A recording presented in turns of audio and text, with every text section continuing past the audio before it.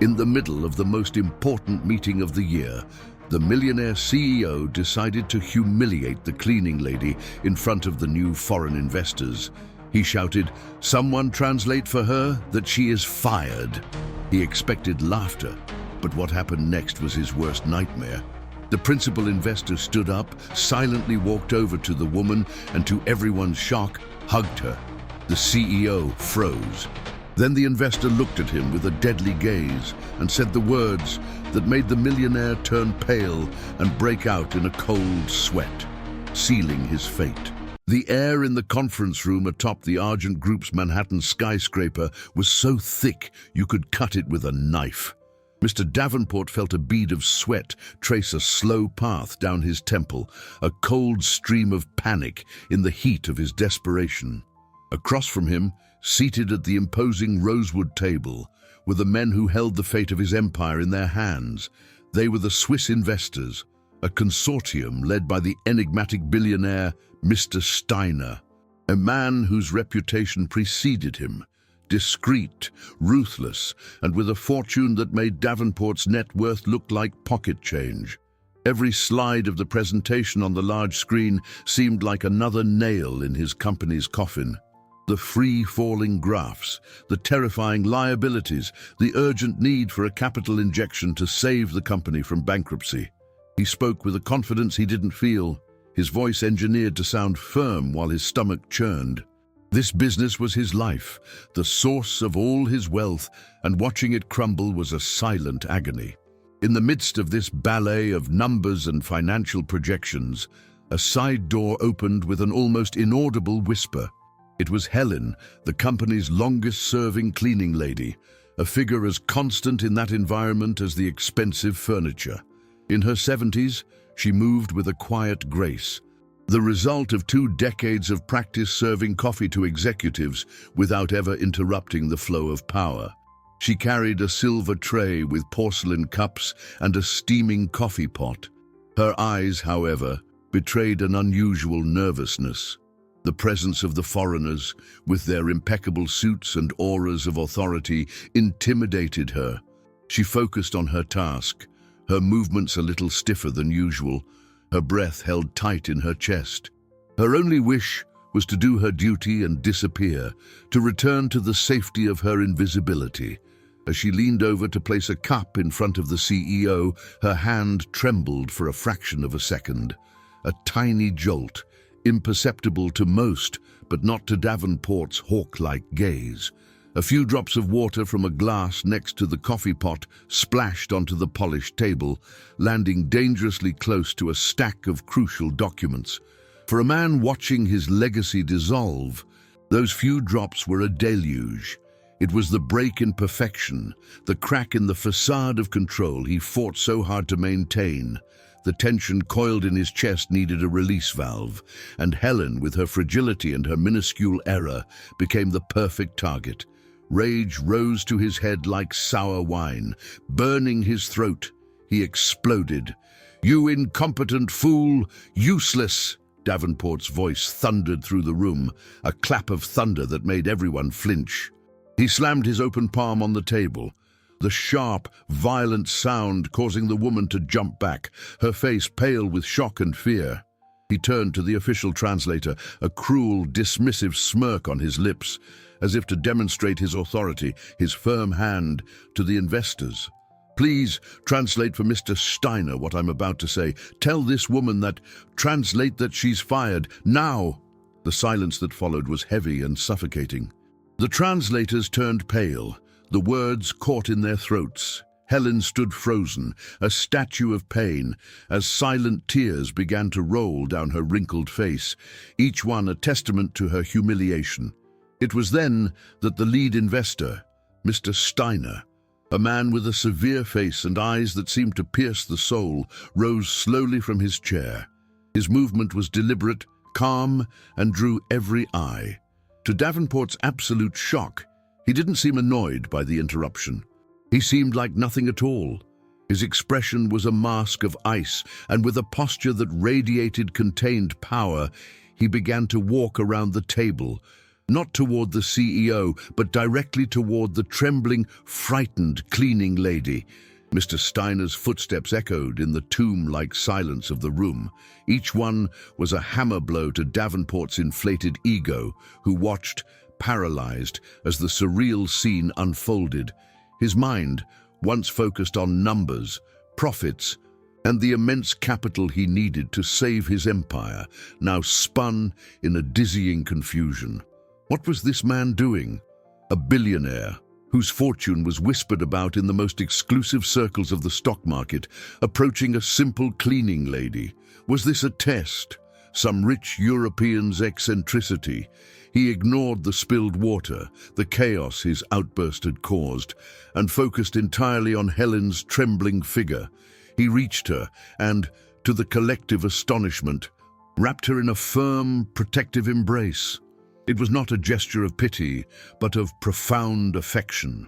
He kissed the top of her head, covered in fine white hair, and whispered something in German, his voice low and laden with an emotion no one there could decipher. For Helen, the world had stopped spinning. The shock of public humiliation still reverberated in her chest, but the warmth of that unexpected hug began to melt the ice of her fear. She didn't understand the words spoken in a foreign tongue, but she understood the tone perfectly. It was kindness. It was comfort. Her weeping, once silent and bitter, took on a new quality, a mix of relief and bewilderment that made her cling to the stranger's expensive suit, like a child clings to a safe harbor. Who was this man? Why was he, one of the most powerful men in the world, defending her? Logic found no room amidst the whirlwind of feelings that assailed her. It was as if an angel had descended from heaven to rescue her from the pit of her shame, an angel who smelled of a discreet, expensive cologne, the scent of a world to which she had never belonged. Finally, Steiner released her gently, but kept a protective hand on her shoulder. He then turned to face Davenport, and the change in his expression was terrifying. The tenderness he had shown Helen evaporated, replaced by an icy contempt, a hardness in his blue eyes that seemed capable of freezing the soul. The atmosphere in the room, already tense, became unbreathable. Davenport felt a chill run down his spine. He had made a mistake, a terrible mistake, a mistake that could cost him not just the investment, but his entire fortune, everything he had built with his bare hands. He opened his mouth to try to apologize, to fix whatever he had broken, but no words came out. And then the blow came. With a cutting clarity that eliminated any need for intermediaries, Steiner spoke, and what he said, in perfect English, marked only by a thick accent, made Davenport's blood run cold and his heart plummet into his stomach. "Mr. Davenport, I don't need a translation," he said, his voice as cold as the Swiss Alps. Davenport felt the floor disappear from under his feet. The sweat that had been born of nervousness now sprang from sheer terror. The connection was impossible, unthinkable, but reality was standing right there before him, his hand on the shoulder of the woman he had just humiliated. Steiner continued, his gaze fixed on the CEO, a predator cornering his prey, his hand still a symbol of protection for Helen. "When my family fled the war, we arrived in this country with nothing. My father passed away, and my mother fell ill.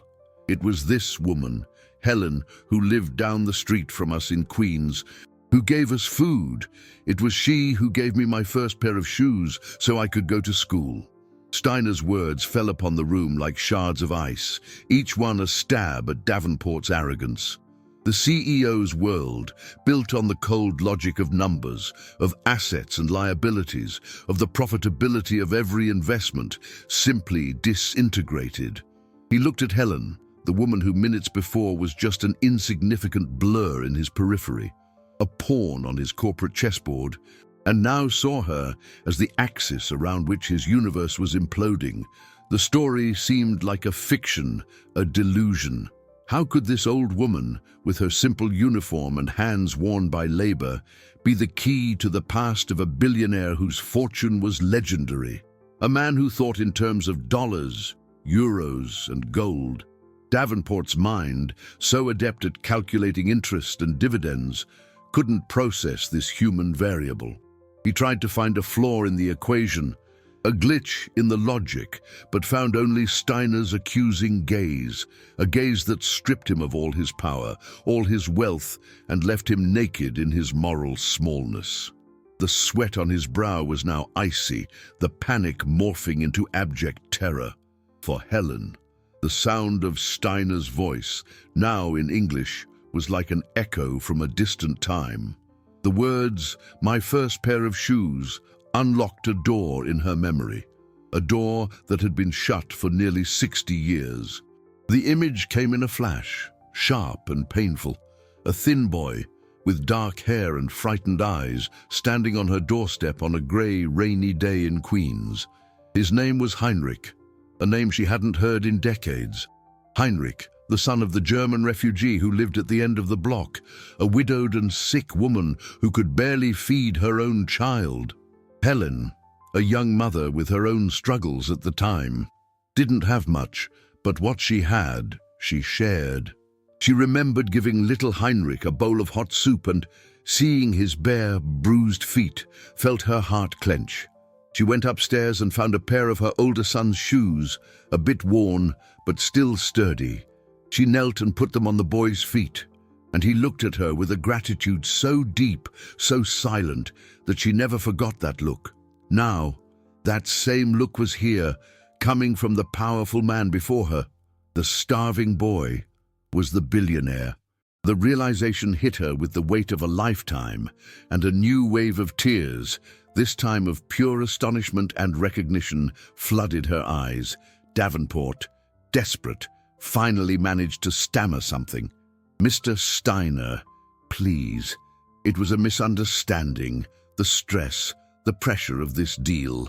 His voice was a pathetic thread, a clumsy attempt to patch the chasm that had opened. He looked pleadingly at the other investors, but they remained stone-faced, their eyes fixed on their leader. Their loyalty wasn't to the biggest profit, but to the man who led them. The capital they represented followed not just financial logic, but a code of honor that Davenport had just violated in spectacular fashion.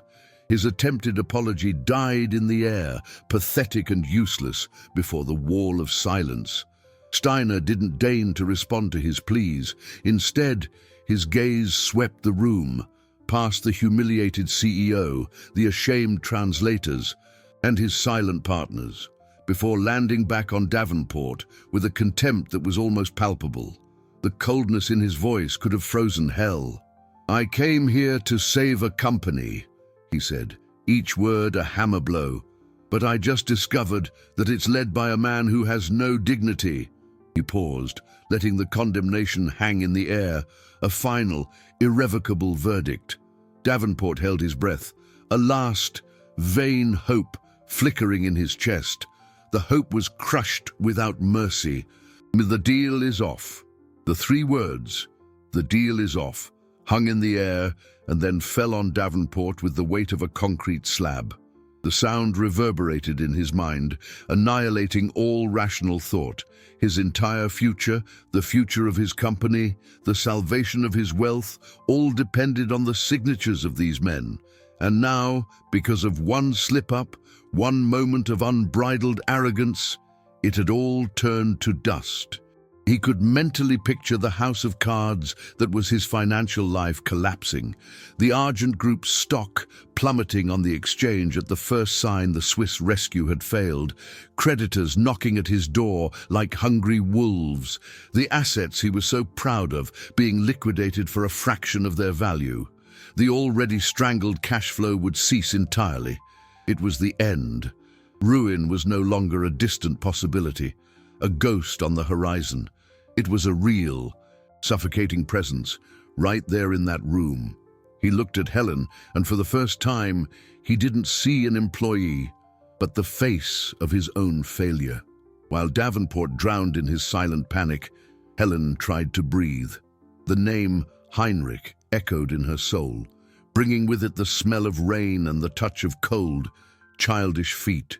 She remembered the boy's look upon receiving the shoes, a mix of shame for his need and a gratitude so pure it broke your heart. That boy had disappeared from her life as suddenly as he had appeared. His mother, some time later, found a job in another city and they left, leaving behind only the memory of a kindness done with no expectation of return. And now, decades later, that same boy, transformed into a billionaire, was here defending her honor. The turn of events was so extraordinary, so cinematic, that her simple working-class mind refused to fully accept it. Was it a dream? A trick played by her old memory? But the warmth of his hand on her shoulder was real, the solidity of his presence undeniable. Steiner, completely ignoring the pathetic figure of Davenport, who now seemed to have aged 10 years in 10 minutes, turned fully to Helen. The ice in his eyes melted, giving way to a genuine smile, a smile that lit up his stern face and made him look, for an instant, like the boy she had known. The shift was so abrupt that everyone in the room held their breath. The tenderness in his voice was a balm to the woman's wounded soul. "And Helen," he said, and the sound of her name on his lips was both strange and familiar. "Please, call your lawyer." Helen blinked, confused. Lawyer? She barely had enough money to pay her monthly bills, let alone hire a lawyer. What did he mean? Steiner continued, his smile widening as he saw the confusion on her face, as if he relished the surprise he was about to deliver. "We're going to buy this building, and you will be the new executive manager." If the previous words had been a concrete slab for Davenport, these were an atomic bomb. The entire room, except for the Swiss partners who nodded slightly, was in a state of absolute shock. The translators looked at each other with wide eyes, unsure how to process the information, buy the building, the Argent Group's greatest asset, and appoint the cleaning lady as the manager. It was a declaration of war, a demonstration of power so overwhelming, so complete, that it bordered on the surreal. For Davenport, the humiliation was total. It was no longer about business, about the lost investment. It was personal. Steiner wasn't just canceling a deal, he was seizing his kingdom, his status symbol, and handing it over to the servant he had despised. The blood drained from his face, leaving him with a deathly pallor. His legs suddenly lost all strength. He felt dizzy, the air thin, his vision blurry. With a low groan, he collapsed into his leather chair. The mask of the all-powerful CEO finally shattered, revealing only a broken, defeated man.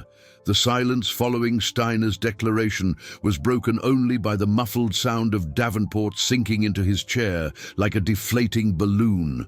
The room seemed to have shrunk. All attention sucked toward the central trio, the avenging billionaire, the ruined CEO, and the astonished cleaning lady. Helen, still trying to process the enormity of what she had just heard, felt her legs tremble. Executive manager.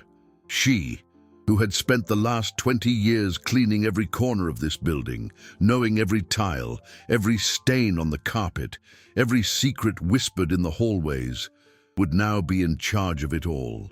The idea was as absurd as winning the lottery without having played. Her heart beat erratically, a dizzying mix of fear and a strange, almost forbidden, sense of justice. She looked at Davenport, slumped in his chair, and felt no joy, only a profound sadness for human smallness. Steiner, sensing Helen's shock, gently squeezed her shoulder again, a reassuring gesture. "Don't worry about the details now, Helen. My team will handle everything. You will have all the support you need. Consider this, a return on an investment made long ago, an investment of kindness that has yielded compounded interest of gratitude." He winked at her, a conspiratorial gesture that made her, despite everything, manage a shy smile. It was the boy Heinrich again, mischievous and grateful. He then turned to his partners, who were already collecting their papers and tablets. the perfect synchrony of a team that understood and supported their leader unconditionally. The meeting was over, the decision made. There was nothing left to discuss with the Argent Group. Davenport, still in his chair, tried one last, desperate gambit. "Mr. Steiner, the building, it's not for sale." His voice was hoarse, failing. He knew it was a lie. Everything was for sale when you were on the brink of bankruptcy. His creditors would force him to sell his own soul if they could. The building was his last great asset, the crown jewel of a failed empire. If Steiner wanted it, he would have it. And Davenport knew the price would be dictated by the Swiss, not by him. The loss of control was total. "Everything has a price, Mr. Davenport," Steiner replied, without even looking at him, as he helped Helen to sit in one of the vacant chairs, a place she had never dared to occupy. "And I'm willing to pay a fair price, not for you, but for her, and for this place, which deserves better leadership." He signaled to one of his assistants, who promptly approached with a cell phone. "Call our lawyers in Zurich and New York. I want to begin the acquisition process immediately and prepare an employment contract for Miss Helen, with full benefits and a salary commensurate with the position of executive manager of this building." The words executive manager echoed in Helen's mind. It wasn't just an honorary title. It was a real job with responsibilities and, unbelievably, a salary she had never dreamed of receiving.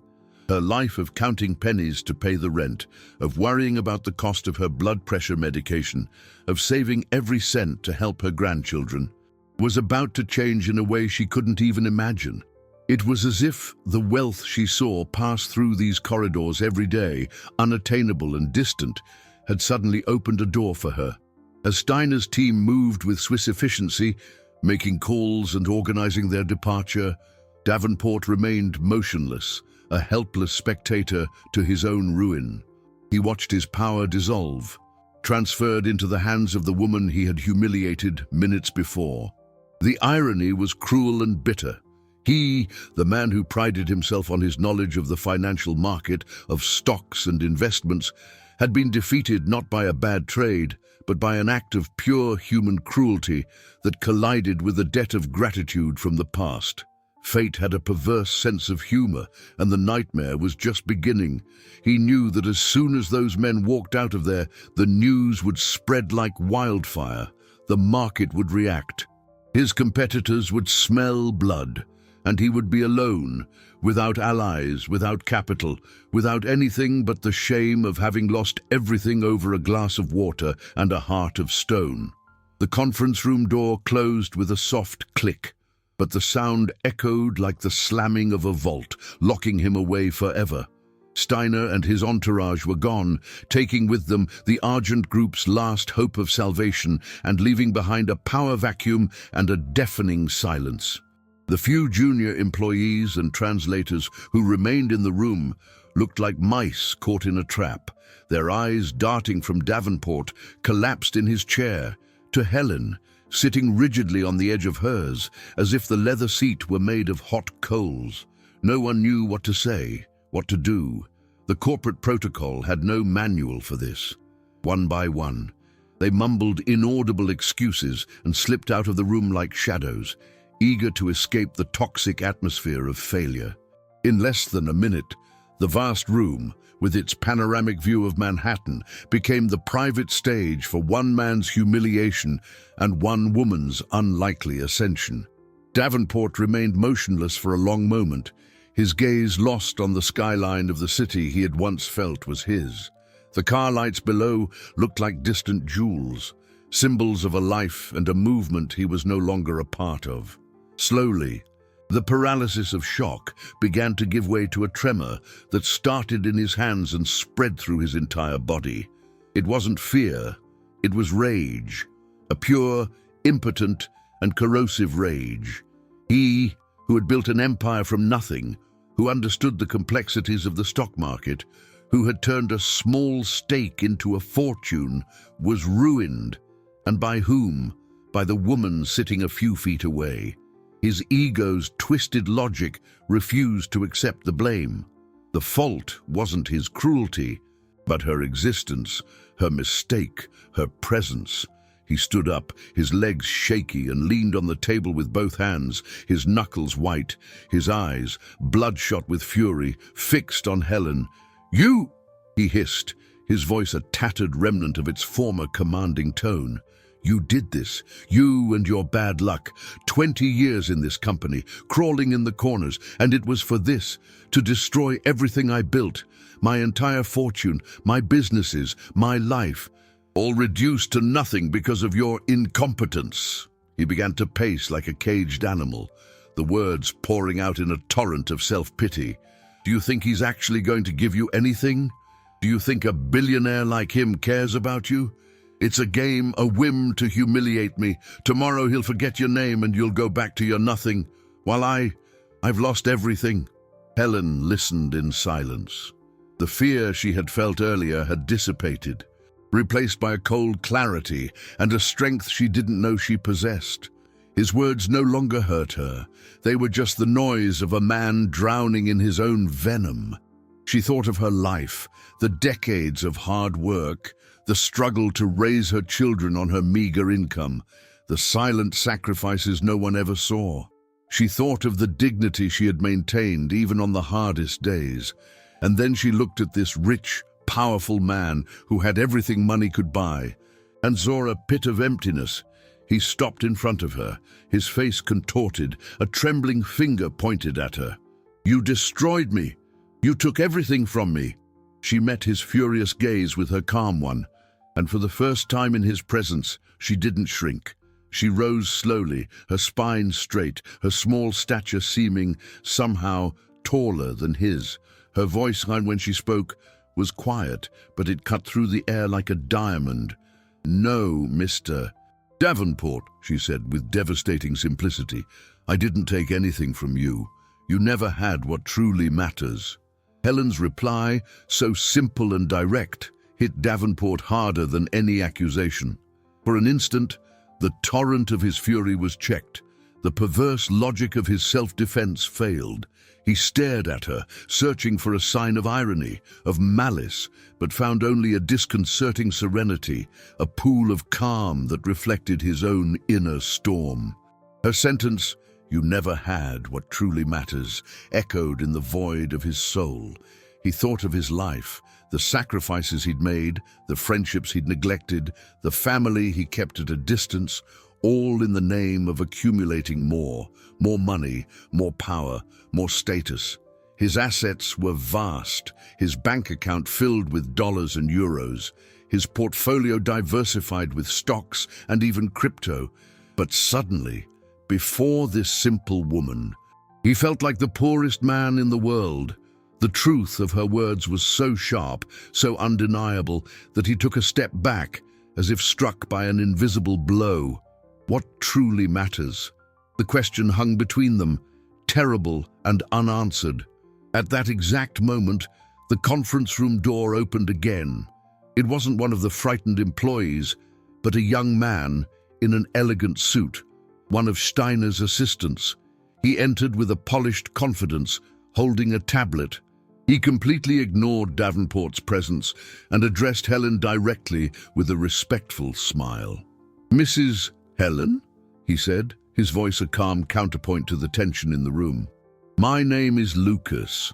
I'm Mr. Steiner's personal assistant. He asked me to come back and handle some preliminary details with you, if it's not an inconvenience." Helen, still standing, blinked, surprised by the sudden change of pace. "Details? What details, son?" Lucas smiled. "Well, for starters, Mr. Steiner insisted you not take the bus home today. A car and driver are waiting for you downstairs, and he would like to invite you, along with your family, to dinner tomorrow night. He wants to see your children again, if they remember him." He paused, looking at his tablet. "Additionally, we need to schedule a meeting with the lawyers to formalize your position and discuss the terms of your new role. Mr. Steiner has suggested a salary advance to cover any immediate expenses you might have, including the hiring of a personal financial advisor to help you manage your new cash flow. Every word was a blow to Davenport's pride. Car and driver, dinner, lawyers, financial advisor. They were the symbols of his world, the tools of his power, now being offered to the woman he considered less than nothing. It was a systematic, calculated humiliation, and he was being forced to witness every step of it. Helen, in turn, was overwhelmed. It was too much information, too much change. Her life, which for 70 years had followed a slow, predictable rhythm, had suddenly accelerated to a dizzying speed. "My family, my children," she murmured, her mind spinning. "They'll think I've gone crazy." "I'm sure they'll understand, ma'am," Lucas said gently. "Mr. Steiner also asked me to give you this." He held out his hand, offering her a simple business card with a personal phone number. "This is his direct line. He said that if you need absolutely anything at any time, you should just call. He wants to ensure this transition is as comfortable as possible for you." Davenport watched the scene, the poison of envy mixing with his rage. A direct line to a billionaire. He himself, with all his net worth, had spent weeks navigating intermediaries just to get this meeting. And now she had a direct line. The injustice of it suffocated him. Helen took the card, her trembling fingers touching the thick, elegant cardstock. The name Heinrich Steiner was embossed in gold. It was real. All of it was real. The boy she had helped was here, reaching across the chasm of time and fortune to rewrite the end of her story. She looked at the card in her hand, then at Davenport, who was watching her with hate-filled eyes, and in that moment, a decision formed in her mind. A switch was flipped, an act that would change the course of everything to come. She took a deep breath, gathered a courage she didn't know she had, and looked at Lucas. "Son," she said, her voice firm, "please thank Mr. Steiner for me, but before we go, I need to make a call, and I need to use this phone." She pointed to the conference phone in the center of the table, the same one Davenport had used to negotiate the fate of his empire. It was a symbolic gesture, an act of taking possession. Lucas nodded, confused but respectful. Helen walked to the head of the table, the seat that had always belonged to Davenport, and picked up the receiver. With Steiner's card in one hand and the phone in the other, she began to dial, her heart pounding in her chest. She wasn't calling her family, not yet. There was something she needed to do first, a loose thread from her own past that needed to be tied before her future could begin. And Davenport, paralyzed by curiosity and foreboding, watched, unaware that this call would seal his fate in a way he could never have predicted. The sound of the numbers being dialed on the conference room phone was the only thing that broke the heavy silence. Each beep seemed amplified, a countdown to something unknown. Davenport watched, rooted to the spot, a mixture of contempt and morbid curiosity preventing him from leaving. Who could she be calling with such urgency, such solemnity? A lawyer, a relative to boast about her sudden luck? His mind, trained to anticipate market moves and business strategies, couldn't decipher this play. It was a move off the board, a variable he couldn't calculate. To him, Helen was a simple person with a simple life. This act of authority, of taking the center of power and making a mysterious call, didn't fit the character he had created for her. Helen held the receiver with surprising firmness, her heart hammered against her ribs, but her hand was steady. She didn't dial her children, nor a lawyer. The number she dialed from memory was one she hadn't used in many years, a number connected to a part of her life she kept guarded, an old wound that had never fully healed. The phone rang once, twice, 3 times. On the other end of the line, a female voice, aged by time but still familiar, answered with a hesitant, "Hello?" "Marta, it's Helen," she said, her voice slightly thick with the wave of emotions that washed over her. There was a pause on the other end. Marta was her younger sister, with whom she hadn't properly spoken in nearly a decade. A foolish fight over a small family inheritance, a plot of land barely big enough to build a small house on, had turned into a chasm of silence and resentment. Years of pride and hurt had kept them apart, two islands of loneliness connected only by frayed blood ties. Helen. Marta's voice was filled with disbelief. Did something happen? Are the kids okay? Everything's fine, Marta. Everyone's fine, Helen reassured her, feeling the weight of the silent years in that simple exchange. She glanced at Davenport, who was watching her with a look of pure confusion. This family drama, so distant from the world of big business and multi-billion-dollar fortunes, seemed out of place here. Yet, for Helen, it was the center of everything. I called for another reason. I need to see you. I need to talk to you. It's important. Marta hesitated. The suspicion was palpable on the line. Talk. After all this time. About what, Helen? If it's about that money, I already told you that.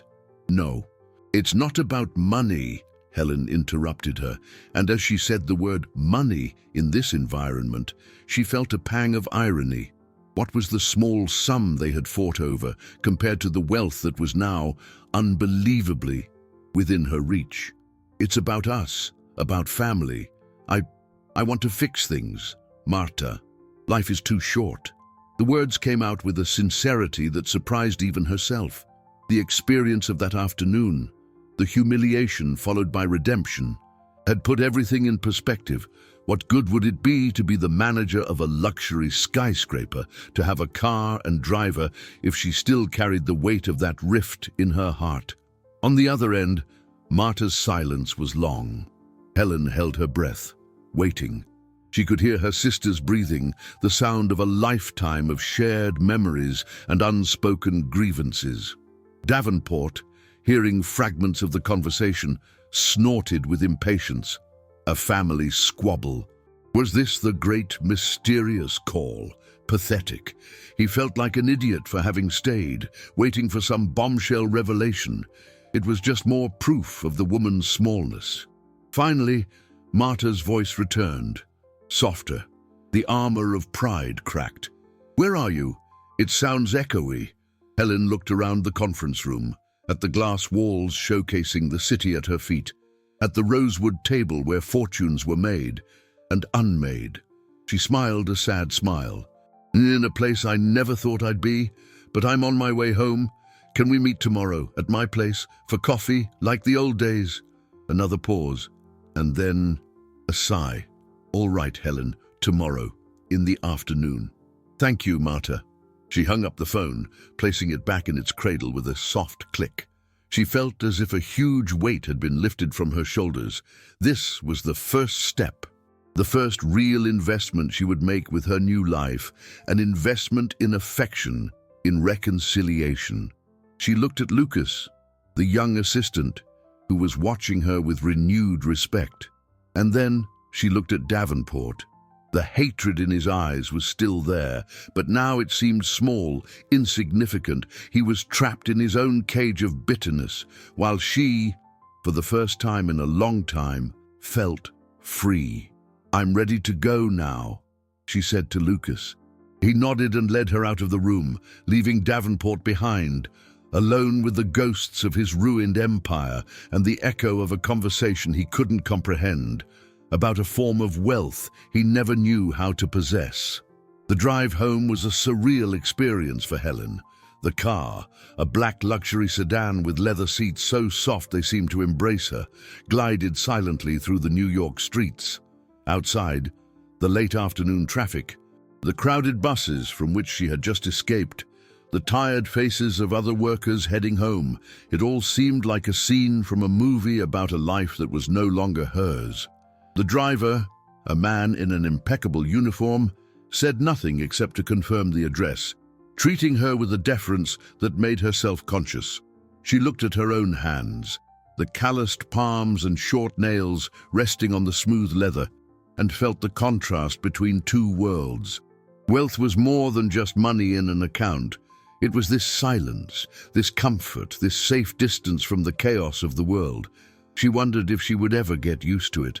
Upon arriving at her street in Queens, the simple neighborhood where she had lived for over 40 years, the luxury car seemed like a spaceship landing on another planet.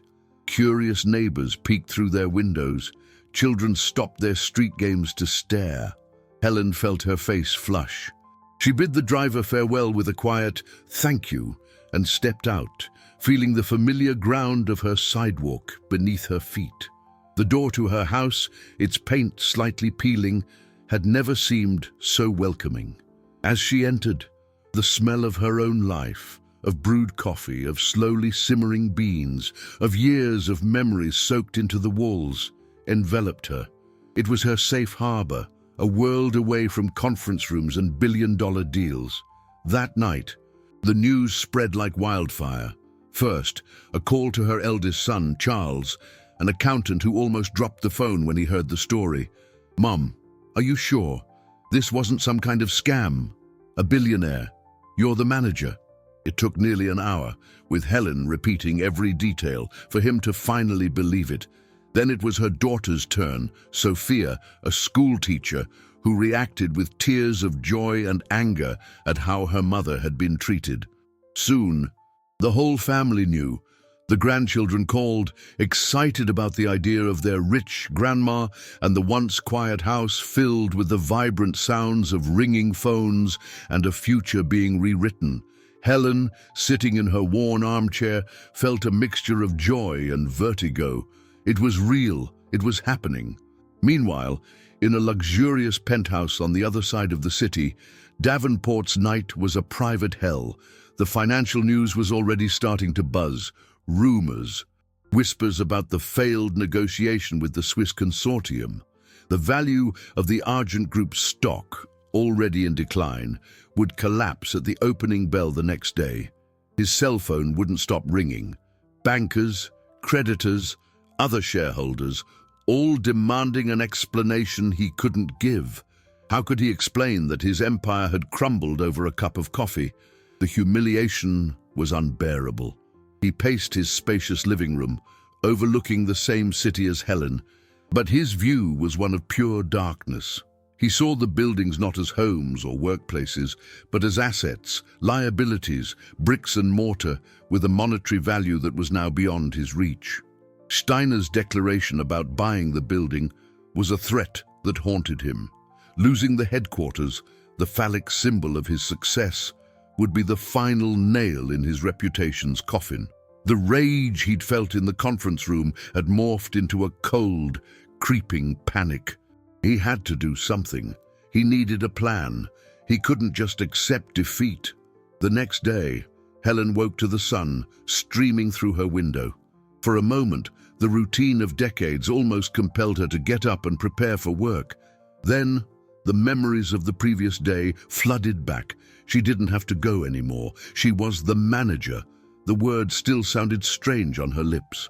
She spent the morning on the phone, calming her children, laughing with her grandchildren, and trying to grasp the scale of the change. In the afternoon, her heart began to pound with anticipation for Marta's visit. She tidied the house, brewed fresh coffee, the best she had, and set out the butter cookies her sister loved. When the doorbell rang, Helen took a deep breath and opened the door. Marta stood there, her face marked by the same worry lines Helen saw in the mirror, her eyes full of cautious mistrust.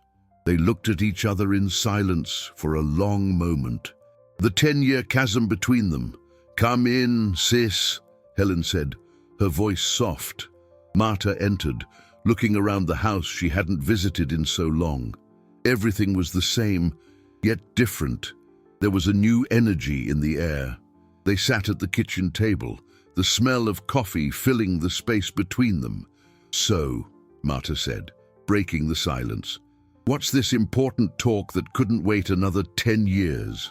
The acid in her voice was a defense mechanism, armor against the possibility of being hurt again. Helen didn't react to the provocation. She just pushed a cup of coffee toward her sister. "I wanted to ask for your forgiveness, Marta, for the fight, for the time we lost, the money. That was nothing. I was proud and foolish, and I missed you every single day." The direct, unvarnished confession disarmed Marta completely. She looked at her sister, her eyes welling with tears. The armor cracked and fell away. "I missed you too, Helen," she whispered, her voice thick with emotion. "Every single day." And there, in the small kitchen, over coffee and butter cookies, the two sisters began to rebuild the bridge that pride had torn down, brick by brick, word by word, while on the other side of the city, a rich and powerful man plotted how to destroy the foundation of Helen's new life before it could even be built. The following day unfolded in a blur of emotion for Helen. The morning was filled with the warmth of reconciliation. Marta stayed for lunch, and they talked for hours, unearthing childhood memories, laughing at old jokes, and crying over shared regrets. The decade-long chasm closed, and by late afternoon, when they said goodbye with a tight hug and a promise to see each other the next day, Helen felt that a piece of her soul she didn't even know was missing had been returned. That reunion was a profit no money could buy, a dividend of affection that enriched her heart in a way she could barely express. The prospect of dinner with Mr. Steiner and her family that evening was the icing on an already perfect day. Her children, Charles and Sophia, arrived in the early evening to pick her up. Both were visibly nervous, dressed in their best clothes. Sophia helped her mother choose a simple but elegant blue dress she kept for special occasions, and Charles, in his accountant's suit, adjusted his tie every 5 minutes. "Mom, a billionaire. What do we even say to a billionaire?" he asked, his brow furrowed with worry. Helen laughed, a light, genuine sound that hadn't been heard in her house for a long time. "The truth, son. We just tell the truth." The restaurant Steiner had chosen was the epitome of discreet luxury. Tucked away on a quiet street, it had no flashy signs, just a heavy wooden door that opened into an ambiance of low light, soft music, and the quiet clinking of silver cutlery. Steiner was already waiting for them at a private table in the back, and he stood as soon as he saw them. He didn't look like a business magnate, but an old friend. He greeted Charles and Sophia with a firm handshake and a warm smile, and pulled out the chair for Helen to sit. The dinner flowed with surprising ease. Steiner, or rather Heinrich, as he insisted they call him, had a gift for making people feel comfortable. He asked about Charles's accounting work, about Sophia's students, about Helen's grandchildren, remembering the names she had mentioned on the phone. And then he told his story. He spoke of fleeing Germany, of arriving in New York, of his mother's illness and the poverty that consumed them. He looked at Charles and Sophia with a moving seriousness. "You might not understand the magnitude of what your mother did for me," he said, his voice low. "I was an invisible boy, hungry and cold. That day, when she gave me that pair of shoes, she didn't just give me something to wear. She gave me dignity. She made me feel like I mattered." He paused, looking at Helen with a gratitude that seemed to overflow. "Every fortune I've built, every deal I've closed, all the capital I've accumulated, the seed of all of it was planted in that one act of kindness. That pair of shoes wasn't charity. It was the first major investment made in me, and I promised myself that if I ever could, I would pay it back with interest." Silent tears streamed down Sophia's face, and even the pragmatic Charles seemed emotional. Helen just smiled, her heart so full it felt like it would burst. The evening ended in a mood of euphoria and hope. As they left the restaurant, they felt as if they were floating. The future seemed like an open field of possibilities. While they waited for the car Steiner had arranged, Sophia's phone buzzed with a notification. She glanced at it distractedly, the smile still on her lips. But as she read the screen, her smile vanished, replaced by a mask of shock and horror. "What is it, honey?" Helen asked, worried by the sudden change in her expression. Sophia, pale, just turned the phone screen for them to see. It was the headline of a major business news portal. Argent Group CEO accuses fired employee of emotional fraud to scuttle billion-dollar deal. Below, it was a photo of Davenport, looking serious and victimized, and a small, grainy and unflattering file photo of Helen. The joy of the evening shattered into a million pieces. Davenport's counterattack had begun, and it was more vicious and public than they could have ever imagined. The headline glowed on the phone screen, a beacon of malice in the pleasant night.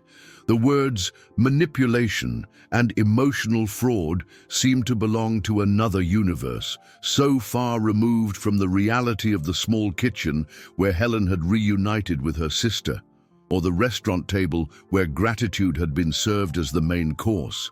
Charles snatched the phone from his sister's hand to read the full article, his accountant's eyes scanning the lines quickly as if searching for a calculation error.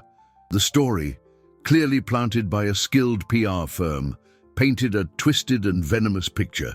In it, Davenport portrayed himself as a victim, a dedicated businessman targeted by an orchestrated sentimental scheme. His version was that Helen, aware of the investors' importance and a supposed prior connection to Steiner, had deliberately created an incident to sabotage the deal, perhaps at the behest of a competitor. It was a narrative so absurd, so disconnected from the truth. It would have been comical if it weren't so dangerous. "This is slander! It's defamation!" Charles exploded, his voice thick with protective rage. "He can't do this! We'll sue him until he doesn't have a penny left." Sophia, on the other hand, began to cry.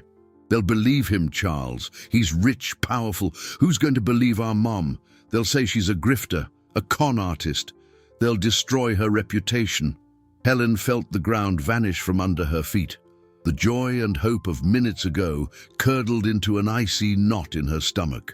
Her photo, that old, poorly taken picture from a company ID badge, was now circulating on the internet, associated with terrible words. She, who had always lived a discreet life, who prized her honesty and good name above all else, was being publicly exposed and sullied.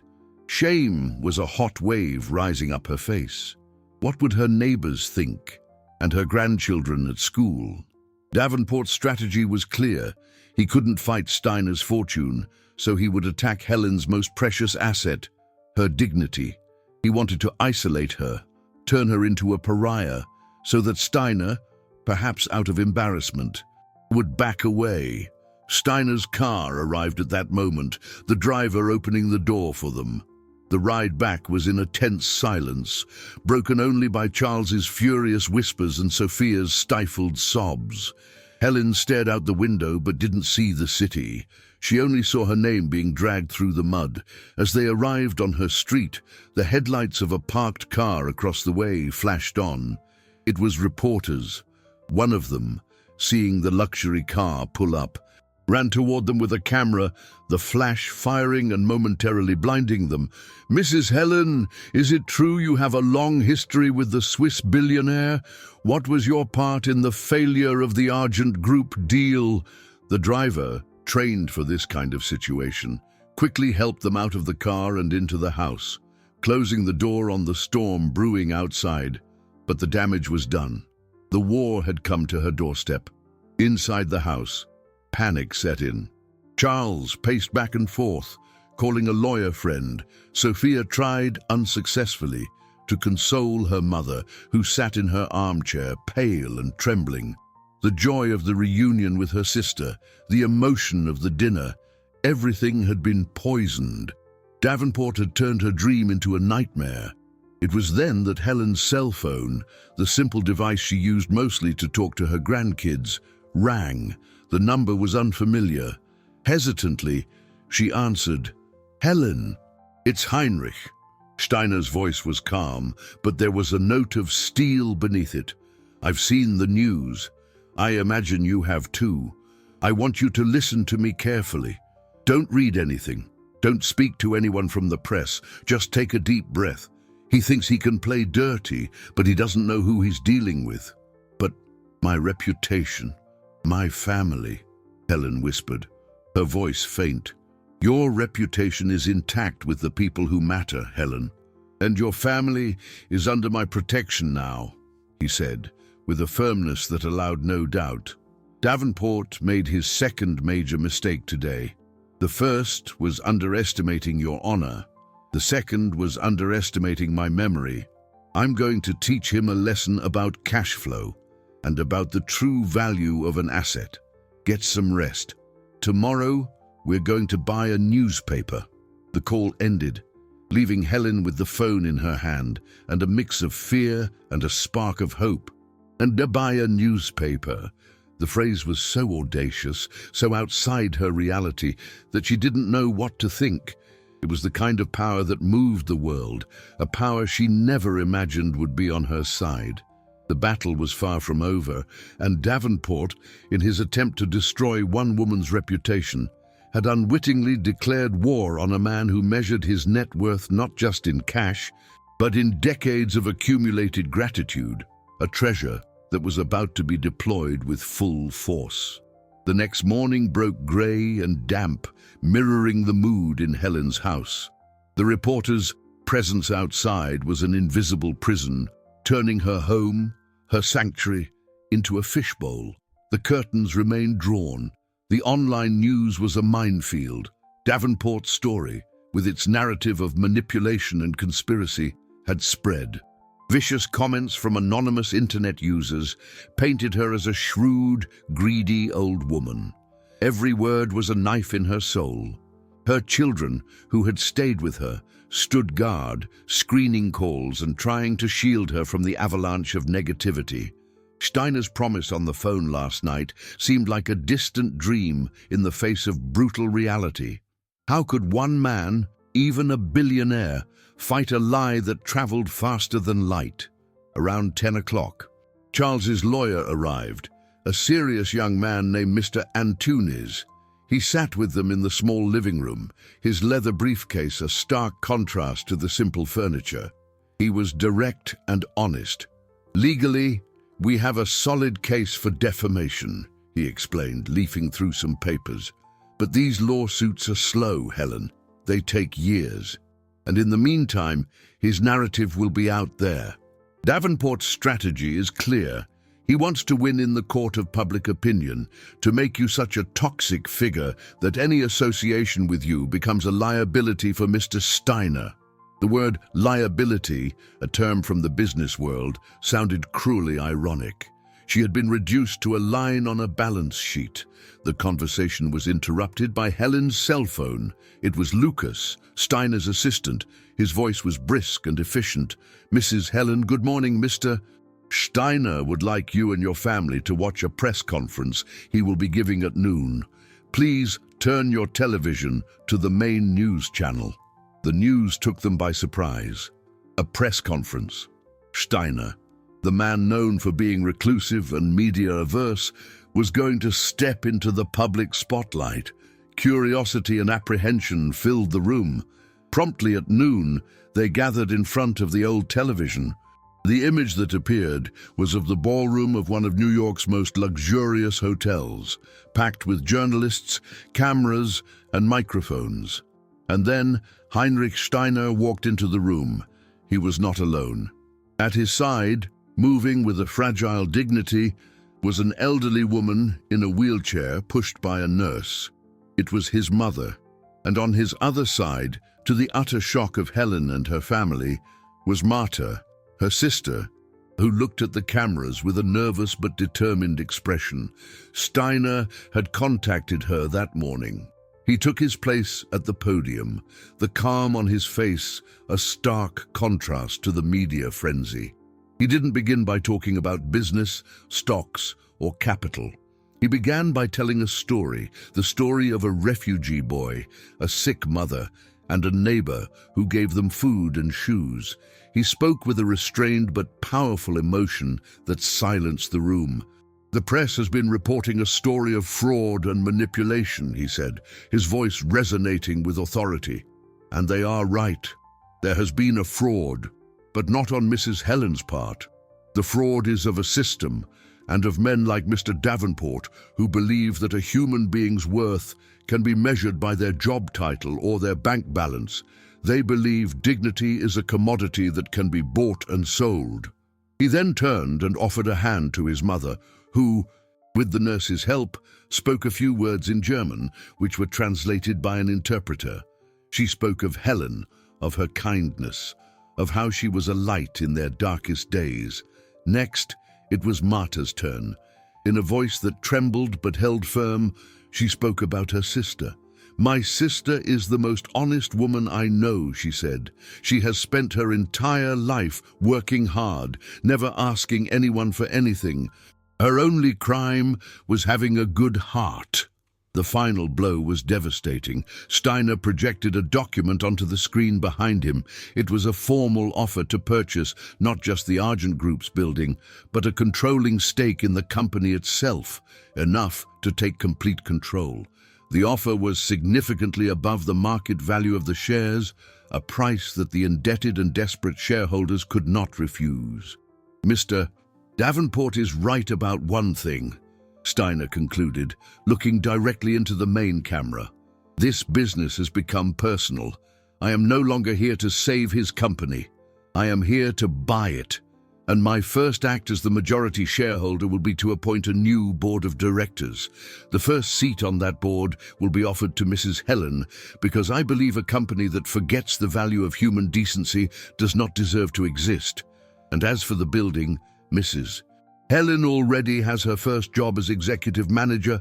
She will be tasked with supervising the moving of Mr. Davenport's office out." Helen's living room erupted in a mixture of sobs, laughter, and cries of disbelief. What they were witnessing was not just a defense. It was an annihilation. Steiner had not just refuted Davenport's lie.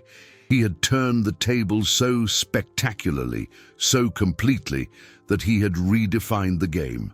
He used his power and fortune not just to protect, but to elevate, to honor. The battle for Helen's reputation was over. The war for control of the Argent Group was decided, and the moment of greatest tension dissolved not into a resolution, but into a coronation.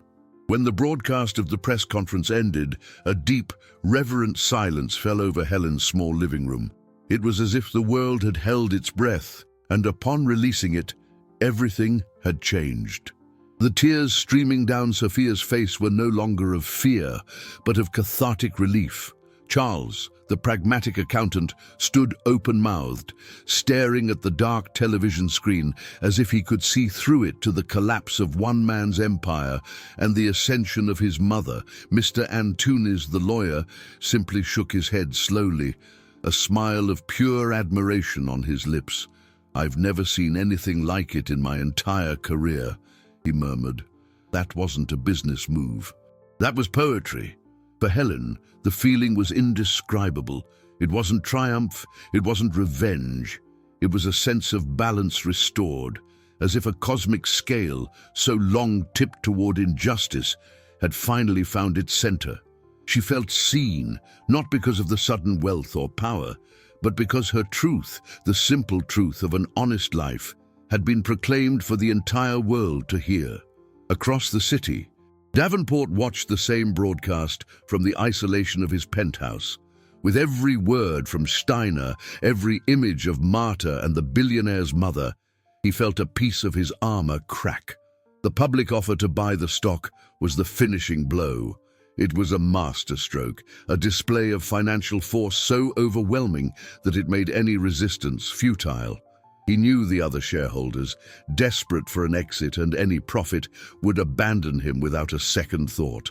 His cell phone, which had been ringing incessantly with angry messages of support from his allies, suddenly went silent. And then it rang. It was the chairman of the board. The voice on the other end was funereal. "It's over, Davenport. The offer is too good. The board is going to recommend unanimous acceptance. You're out." The call was short, brutal, and final. Davenport didn't scream. He didn't break anything. He just sat in his Italian leather armchair. Looking out at the city he no longer ruled. All his wealth, All his fortune, built with relentless dedication, had become irrelevant. He had been defeated not by a business rival, but by a pair of old shoes given to a child 60 years earlier. He had been undone not by a lack of capital, but by a lack of character. A week later, the transition was well underway. The building's name had already been changed to the Helen Steiner Building. Helen, accompanied by Lucas, walked into the lobby she knew so well. The employees, from the receptionists to the security guards who had once barely noticed her presence, now greeted her with genuine respect. She didn't demand it. She simply emanated a new authority, born not of arrogance, but of a hard-won serenity. She went up to the top floor, the executive floor. The conference room was being remodeled, and Davenport's old office was empty, save for a cardboard box in the corner. It held his personal belongings. Helen walked over and looked inside. There were a few family photos, golf trophies, objects that spoke of a life of material success. She felt nothing but a faint melancholy. She turned and walked to the large panoramic window. It was the same view, but the perspective was completely different. Where Davenport had seen a chessboard of assets and liabilities, Helen saw a mosaic of human lives. She saw the boroughs, the houses, the schools, the parks. She saw the street where she lived, where she had raised her children, and where she now had coffee with her sister every day. Her true net worth wasn't on any balance sheet. It was there, in those bonds, in that history. The phone in her purse rang.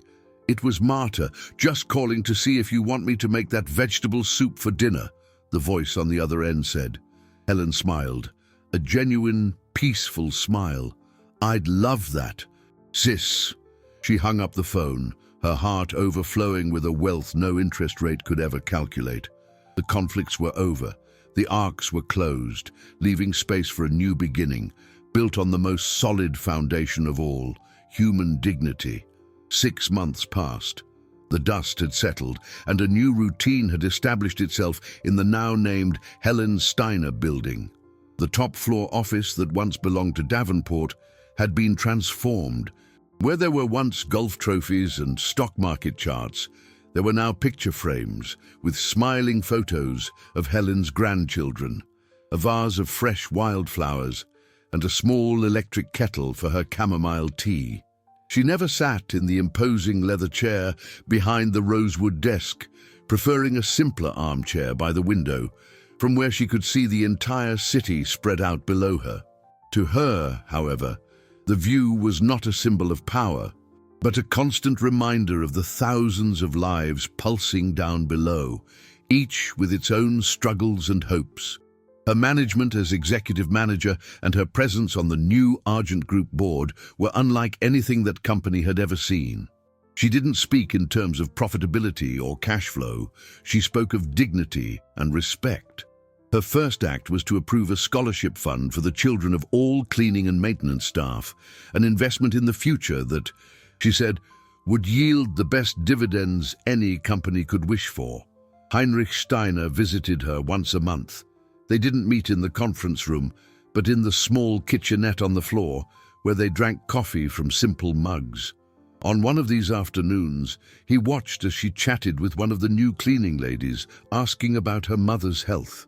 "You know, Helen," he said when she joined him, "I've spent my life accumulating a considerable fortune. I have assets and investments all over the world. Gold, dollars, investment funds, even some crypto my younger advisors convinced me to buy. But no acquisition has brought me as much satisfaction, as much real profit, as this one. Seeing what you're doing here, this is what I call a high-performing asset." Helen smiled, her wrinkled face lighting up. "You gave me a chance, Heinrich. I'm just treating people the way I wish I had been treated. It costs nothing. And it's worth all the fortune in the world." Her family's life had also been transformed. With her new, generous income, she was able to help Sophia make a down payment on a larger apartment and supported Charles in opening his own accounting firm. But the greatest inheritance she gave them was not money, it was her example. They saw her not as a sudden millionaire, but as the same mother and grandmother she had always been, whose heart was her greatest treasure. The fight with Marta was a distant memory, replaced by Sunday lunches and daily phone calls. As for Davenport, news was scarce.